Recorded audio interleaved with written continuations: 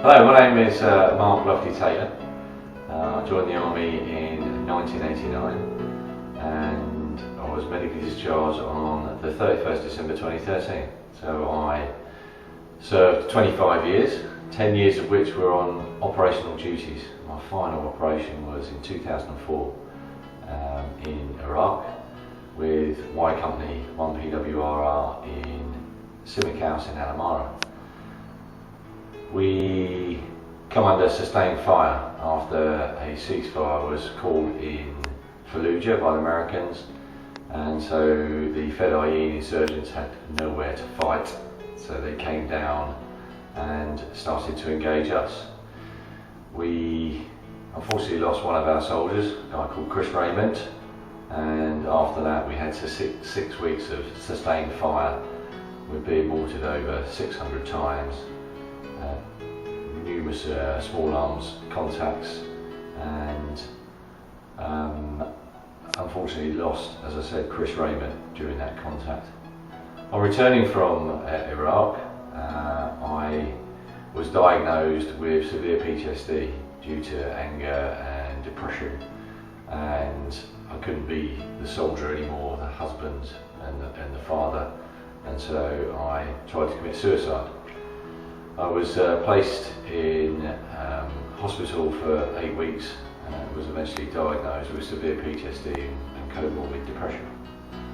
I struggled on 10 years with the diagnosis of PTSD, but unfortunately you're not the only person that suffers. My family also suffered, and my wife decided that she couldn't cope with me leaving the forces with PTSD and decided to divorce me, which then really put strain on me, opened the Pandora's box, and everything that I'd struggled hard to treat and get on recovery just opened up again. I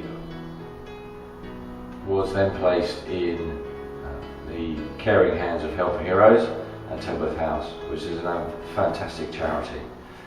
And so I spent a year still serving the last year of my army career with them. And then, as I said, I was then discharged.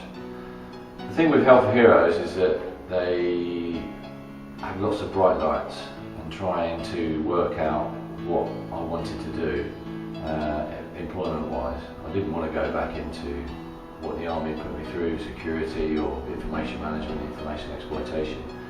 What I decided to do was work on my personal skills. During my time in the Army, I had 11 years 11 houses, all married quarters, and I always left them in a better state than I'd actually received them. So I'd actually picked up skills decorating, patio building, barbecues, etc, etc. So I had skills that I'd never realised I actually had.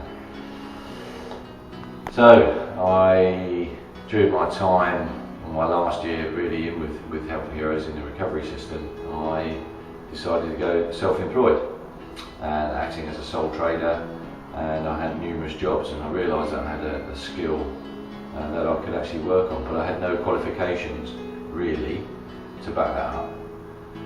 With Helping Heroes, they have a system called the Band of Brothers. As a beneficiary of Helping Heroes, they have their own website.